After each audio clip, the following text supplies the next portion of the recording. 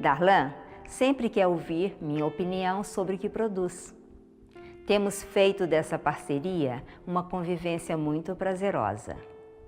Ao longo desse tempo, fui guardando fotos, esboços, arte final para impressões, protótipos de esculturas, publicações de reportagens e exemplares de cada fase da sua produção. Hoje, temos um acervo muito grande e expressivo, que somado com os trabalhos guardados por Odília, sua mãe, desde 1955, foi possível organizar a produção desse vídeo.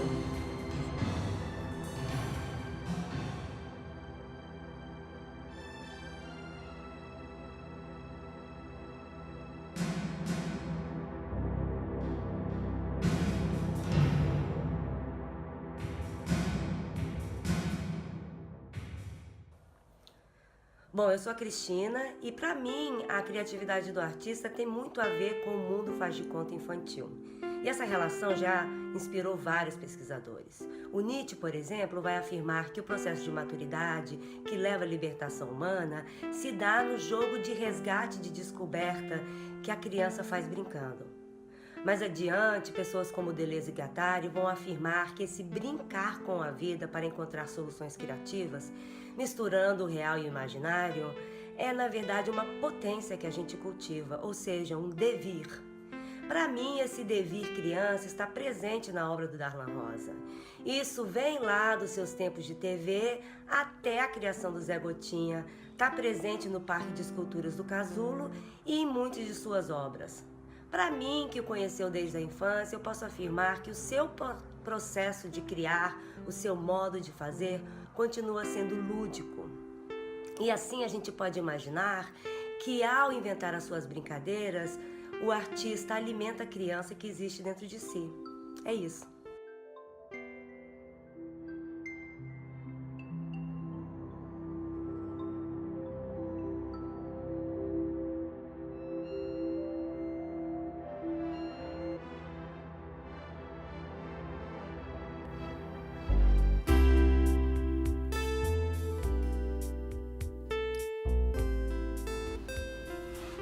Neste ano, eu comemoro 70 anos de vida, dos quais 50 em Brasília. Minha obra é criada com o auxílio de programas digitais no espaço virtual. No meu computador, a obra ganha forma em todos os seus detalhes, de forma rápida e econômica. A fabricação da obra real é feita numa metalúrgica equipada com máquinas computadorizadas, a partir de instruções enviadas pelo meu computador. Todo o processo de fabricação é conduzido através da internet, o que me possibilita fazer a produção no local do destino, seja no Brasil ou no exterior.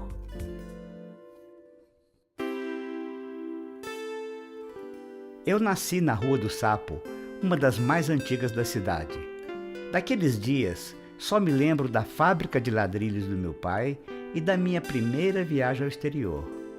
Meu pai leva meu irmão e eu ao estrangeiro, atravessando o Mar Negro. Com sua lanterna, mergulhamos na escuridão de um terreno baldio e navegamos até avistar as luzes do Bar Diamante, onde fomos tomar sorvete. Nem as luzes de Paris, na minha primeira vez, emocionaram-me tanto quanto a visão das luzes daquele bar.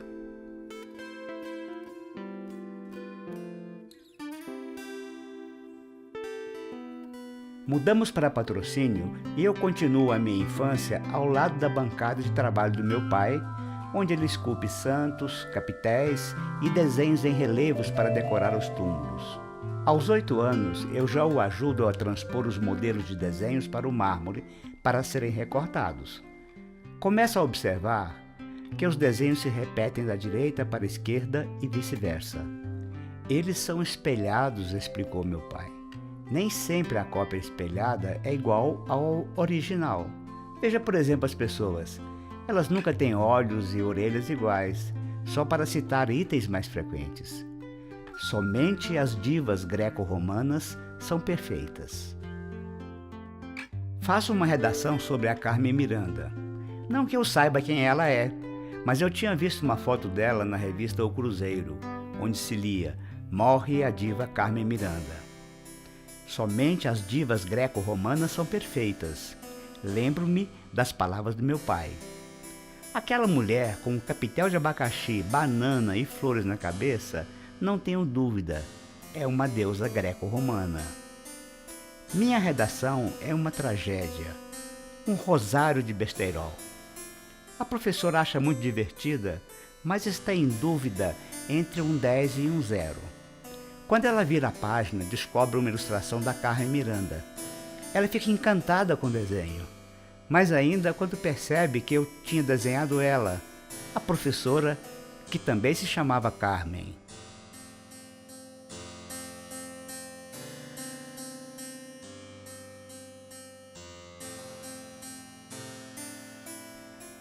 A minha professora Carmen não é Miranda como eu desenhei. Ela acredita que em vidas passadas, na França do século XIX, foi Bizet, uma bailarina cigana que se apaixona por um toureiro. Um coup de foudre, amor à primeira vista, como dizem os franceses. A flor de acácia amarela, o jaune soleil, é o símbolo da Carmen de Bizet. Flor de aroma especial, usada na fabricação de perfumes ancestrais. Diz a lenda que todas as mulheres trazem em seu corpo esse perfume, mas ele só é percebido pelo homem no momento do coup de foudre. Eu acho que eu estou nesse estado, pois ela tem um cheiro incrível, que eu secretamente chamo de jaune soleil.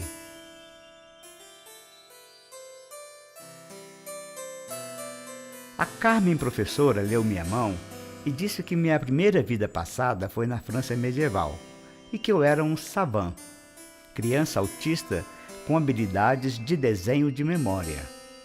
Uma vez savant, sempre savant. As habilidades vão lhe acompanhando de vida em vida. Maluquice, eu pensei. A minha Carmen faz um retrato meu e assina com o desenho de uma jaune soleil. Toda artista precisa ter uma marca, ela disse. Eu a imitei e passei a assinar Darlan com o desenho de uma rosa.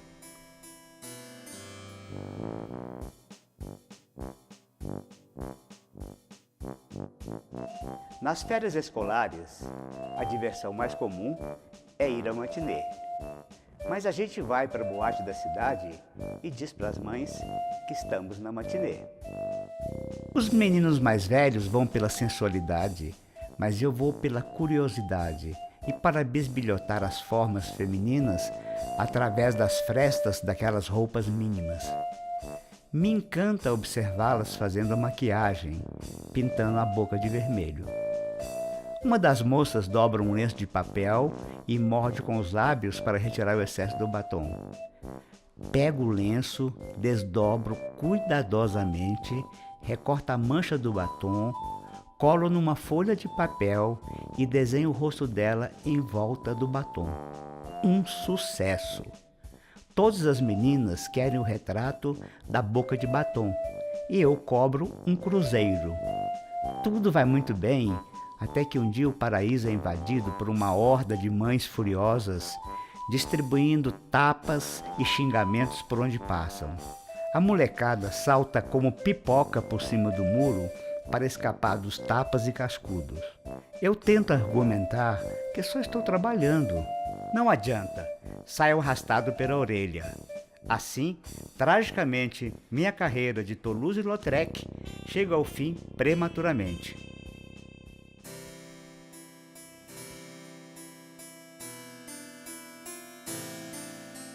Aos 11 anos, eu sou assistente do meu pai no recorte de ornato no mármore e desenho em ladrilho.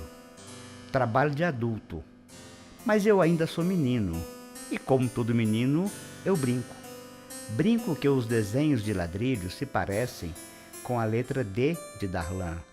Ou será de desenho? Eu prefiro D de Darlan. Os desenhos são feitos com régua e compasso para facilitar a construção da forma em metal para estampar os ladrilhos. Todos os desenhos têm curva ou reta, ou os dois, como a letra D. Então eu batizo essa forma de desenhar como o desenho do D, minha marca.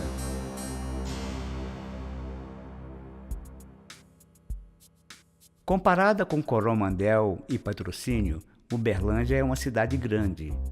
Prédios de vários andares começam a povoar o centro da cidade. Meu irmão e eu vamos trabalhar na marmoraria brasileira. Inicialmente, sou assistente do oficial ornatista, um italiano. Assim continuo meu aprendizado. Ele me ensina como havia aprendido com o pai na Itália. Ensina-me também a forjar o aço para fazer as ferramentas de desenhar no mármore. Para cada ferramenta, há uma técnica especial de temperar o aço, que, segundo ele, remonta à tradição medieval de temperar as espadas. Il maestro estava só esperando um substituto para se aposentar. Assim, aos 15 anos, fico responsável pelo trabalho de ornato, inscrição de lápide e relevo. A maior demanda são os ornatos. Eu não posso mudar os padrões dos desenhos, mas posso desenhar com o desenho do D, na régua e compasso. Com a predominância de curvas, o desenho fica simples e refinado. Na marmoraria, eu faço também santo e busto de pessoas em gesso, que depois são fundidos em bronze em Ribeirão Preto, como o busto que fiz do político Rondon Pacheco, homenagem da cidade pelo seu aniversário. Esse trabalho me rende uma bolsa de estudos em Brasília.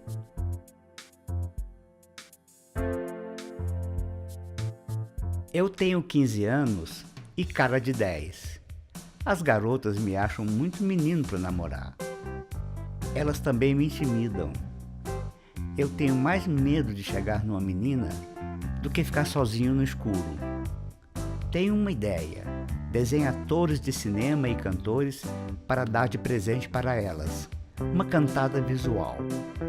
Aperfeiçoo a estratégia e, quando eu acho que está rolando um flerte, corro para casa, desenho a beldade de memória e dou um jeito de entregar-lhe um retrato. Os desenhos fazem o maior sucesso. Eu nem tanto. Como elas são bonitas nessa idade. Me apaixono toda semana. Amor de papel, lápis, crayons e giz pastel. As paixões são efêmeras, mas os desenhos já sobreviveram por mais de 50 anos.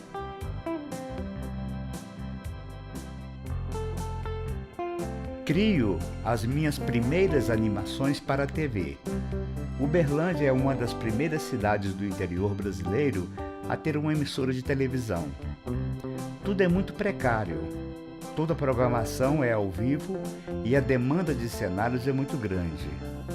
Faço também as aberturas dos programas e os slides para a publicidade dos anunciantes da TV. Uma grande escola. Aprenda a fazer muita coisa e fazer rápido, pois na TV tudo é para ontem. Começa um programa infantil junto com a jornalista Ana Maria. Ela conta as histórias e eu ilustro ao vivo. Com a fama da TV aos olhos das meninas, eu fico grande e bonito. Então chove, mulher, e eu gosto de me molhar. Esse programa foi o protótipo do programa infantil Carrossel, que apresento na TV Brasília de 1968 a 1971. Chego a Brasília com a primavera. Contemplo a esplanada dos ministérios, inundada na cor amarela do sol que nasce. O que eu vejo é um grande espelho. Tudo que tem do lado esquerdo tem também do lado direito e vice-versa. Olho o Congresso ao fundo e vejo nas cúpulas um D de boca para baixo e outro de boca para cima. Um bom sinal, eu penso. É uma cidade diferente. Os prédios têm pés palitos iguais aos pés da televisão lá de casa. A gente nunca sabe onde está. Tudo é muito igual. Sinto falta das ruas da minha cidade, onde eu sei andar de cor e salteado. Sinto falta das pessoas na rua que me chamem pelo meu nome.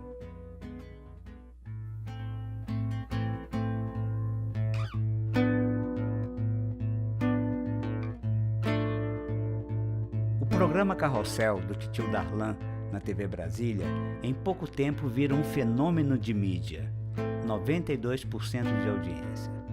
Conto história para as crianças enquanto desenho com as duas mãos simultaneamente. Eu não sou ambidestro, mas a mão esquerda espelha a direita. Invento isso só para homenagear a cidade espelhada. Durante 4 anos, todas as tardes, as crianças de Brasília brincam comigo em casa ou no auditório da TV. Até hoje, o tio Darlan vive no coração dos adultos, crianças daqueles dias. E eu tenho muito orgulho de ter participado de suas vidas.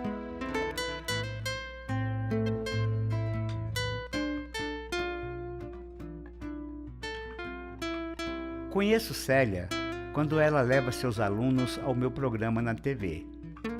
Eu a olho com um olhar de namorar e ela vira pintura. No ar, o perfume da flor Jaune Soleil, cheiro de mulher. Célia é a última mulher que desenho de memória. Depois que nos casamos, continuo a desenhá-la por muitos anos em cenas domésticas junto com as crianças. Arrependo-me muito dos tantos desenhos nessa fase que eu vendo aos amigos e colecionadores. O dinheiro, naquela época de começo, é escasso, como escassa é a sua caça. Meu consolo é imaginar que esses desenhos fazem parte de um álbum maior, um álbum da cidade, onde a minha foto também está colada. Brasília navega nas curvas do Niemeyer. No mundo, a curva Bézier revoluciona o design de automóveis. Eu entro na onda e crio as curvas gêmeas a partir da letra D de Darlan e o C de Célia, e desenho o convite do nosso casamento em forma de poesia visual. Uma homenagem a esse evento tão importante da minha vida. Nos próximos 25 anos, a minha mão só desenha em curvas gêmeas.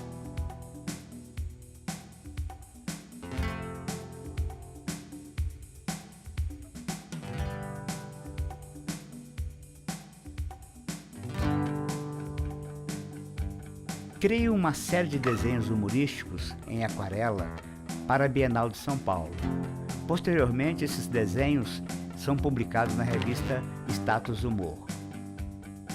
Os desenhos em traços rápidos e linhas soltas, como eu fazia nas minhas histórias na TV Brasília, são capturados e aprisionados em molduras e viram arte.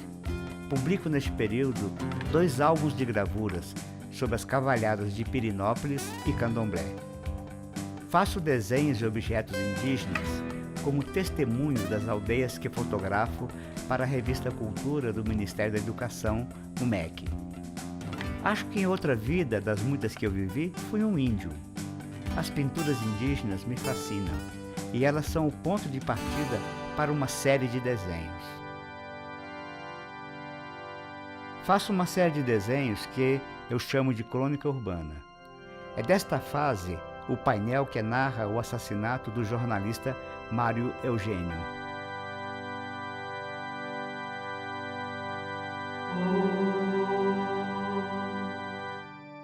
Antes de fazer as esculturas em metal, faço uma tentativa de fazer esculturas em cimento como uma preparação para esculpir no mármore.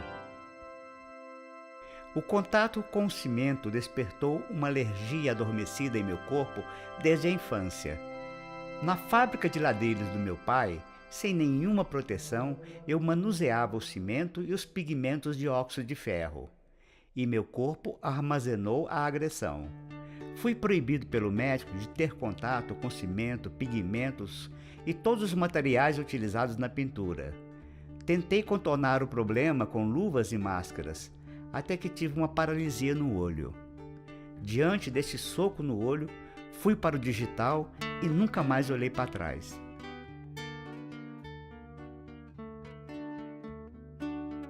A minha mais importante criação, símbolo da erradicação da polio no Brasil.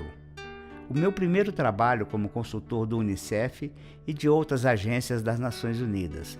Uma parceria que durou 15 anos no Brasil e no exterior. Foram mais de 60 filmes em desenho animado e dezenas de livros infantis com mensagens de educação e saúde.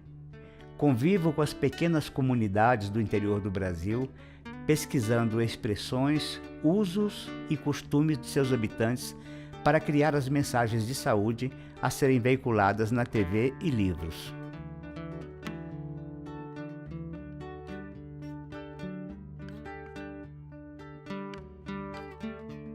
Estou nos Estados Unidos, numa pequena cidade, típica das que aparecem em cartão de Natal americano e europeu. Para não ficar sozinho, levo a família. Eu preciso ficar fluente no inglês para desenvolver meus trabalhos em outros países. Estudo inglês e computação gráfica enquanto trabalho na criação de uma campanha em desenho animado para suplementação de iodo, a pedido da Unicef de Nova York. A campanha será exibida nos países do terceiro mundo. Encontro-me novamente com a curva Bézier nas aulas de computação na Chico State University. 34 anos após a sua publicação, ela é a base da modelagem tridimensional dos computadores e ainda continua até hoje. Sinto-me legitimado com a minha teoria das curvas gêmeas e começo a desenvolver as esculturas a partir delas.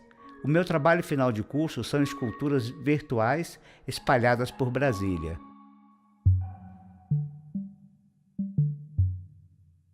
Sou convidado pela Organização Mundial de Saúde, em Genebra, para criar uma campanha de comunicação para chamar as crianças a se vacinarem em Angola, África. Angola tem sido muito estressante devido ao medo e à insegurança de trabalhar em um país em guerra civil, e ainda a tristeza de ver e estar em contato com tanta miséria e criança subnutrida. Eu quase sempre volto a Brasília com depressão. A campanha na África é um sucesso, com reconhecimento internacional. Em 2 anos, a minha campanha ajuda a zerar a polio em Angola. Mas eu estou em conflito com os períodos longe de casa. Nos anos em que colaboro com as Nações Unidas, eu sempre tive em mente que para escrever campanhas educativas para um determinado público, eu preciso primeiro comer da sua comida, dormir na sua cama e conviver com a sua cultura. Dessa experiência, eu retiro então o conteúdo da comunicação. Com o projeto pronto, é preciso voltar às ruas e ver se eles realmente conseguem entender a mensagem, pois do contrário, o seu livro, cartaz ou filme não será uma peça educativa, mas tão somente uma peça de propaganda. Apesar da miséria e da barbárie da guerra, fotografo um sorriso de esperança, um sorriso de Mona Lisa.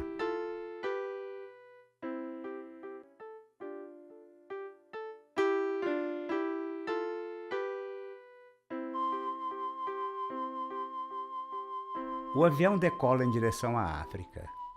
Aos poucos, o barulho do avião vai sumindo e eu adormeço. No meu sonho, estou em uma pequena cidade medieval da França. Reconheço essas ruas e casas. Tenho a impressão que já morei aqui em outra vida. É noite e as pousadas estão lotadas. Me preparo para dormir na rua. Todo mundo que tem juízo já foi dormir. E as ruas se enchem de fantasmas alegres e brincalhões que dançam ao som de uma música que eu não ouço. Mas quem se importa? Eles parecem não se importar comigo também. Uma moça passa perto de mim e deixa um rastro de perfume. Eu grito, Jean Soleil, como se esse fosse o seu nome. Ela vira para mim, coloca o dedo nos lábios, sinalizando silêncio e diz, Allez chez nous, vá para casa. Naquele momento, eu soube que estava na hora de deixar o trabalho em Angola, voltar para casa, dedicar-me às esculturas.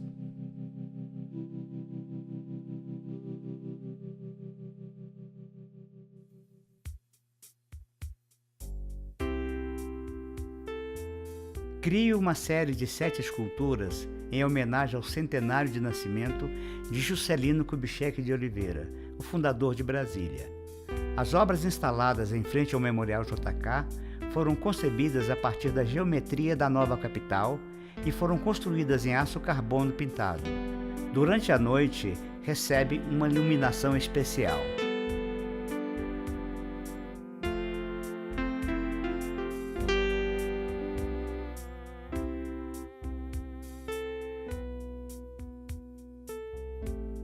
O Centro Cultural Banco do Brasil, em Brasília, abriga um parque de esculturas interativas desenvolvido especialmente para crianças e adolescentes e que encanta também os adultos.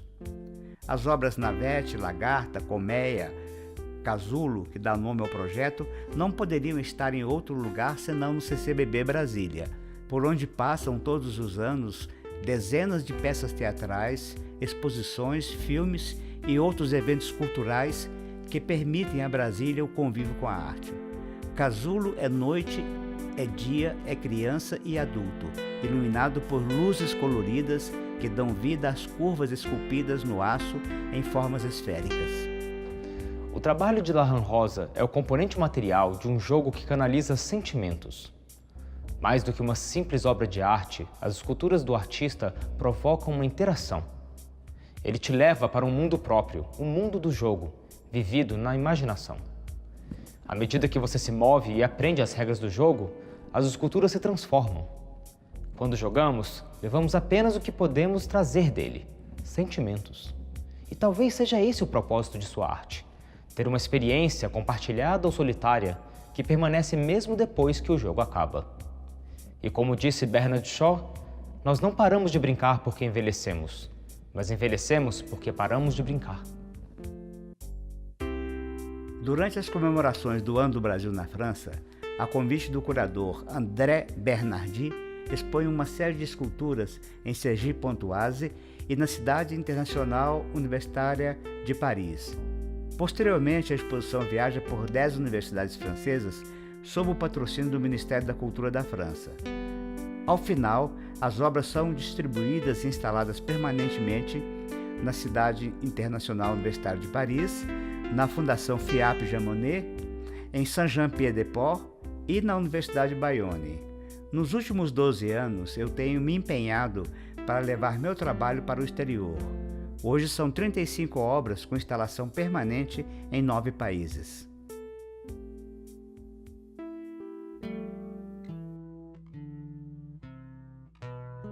É sempre uma emoção acompanhar o nascimento de uma nova escultura. O projeto digital, o corte e dobra na metalúrgica e a montagem. Sem dúvida, a montagem é o momento mais precioso. Se houve algum erro na fase de projeto, ela não vai montar. Em esculturas de grande porte, o processo é mais crítico ainda, pois as chapas de aço, além de serem pesadas, elas dobram e deformam com o próprio peso, devido à característica do aço de ter pouca resistência à compressão. É como se a escultura estivesse conspirando para não ser montada. Então a gente tem que enganá-la, fazendo uma montagem simétrica de forma a equilibrar o peso de um lado e de outro. Mas quando ela percebe a manobra, ela dobra, retorce dos dois lados. A partir desse ponto, é preciso de muita paciência e manobras, pois ela vai espernear, chiar e tentar lhe arranhar. É mais ou menos como dar banho num gato. Quando finalmente a última peça é colocada, ela funciona como uma pedra angular e distribui todas as forças concorrentes que tensionam o aço. Nesse momento, percebe-se que a estrutura toda se sustenta, tirando das tensões a sustentação do peso. Uma tonelada de aço em completa harmonia, autônoma e viva. Gosto de pensar que ela, a escultura, agora está feliz e relaxada. Ela vai precisar de um tempo para que a sua pele adquira um tom bronzeado, resultado do diálogo do metal com chuva, sol e oxigênio. Vaidade de mulher. Ela também vai precisar aprender a brincar com as crianças que vão sacudi-la como uma árvore, fazendo seu corpo vibrar como gelatina. Aprender a dançar na música dos ventos fortes e, acima de tudo, ter que decidir se continua a escultura ou vira poesia.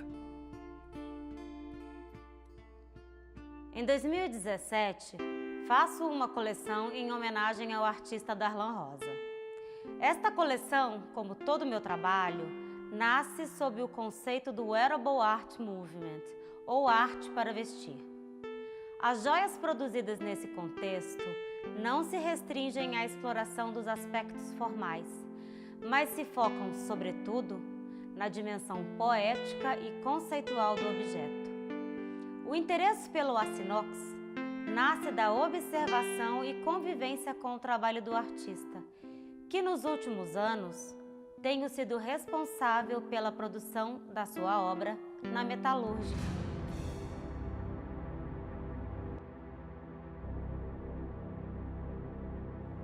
A minha memória criativa, há muito tempo, está sendo construída na nuvem. Aqui eu guardo minhas ferramentas digitais, meus projetos e minhas maquetes. E é onde eu passo a maior parte do meu dia. A nossa memória afetiva também está salva na nuvem através das publicações que fazemos diariamente nas redes sociais. A memória digital é simplesmente mais um canal de armazenamento com a vantagem de que nunca será atacada pelo Alzheimer.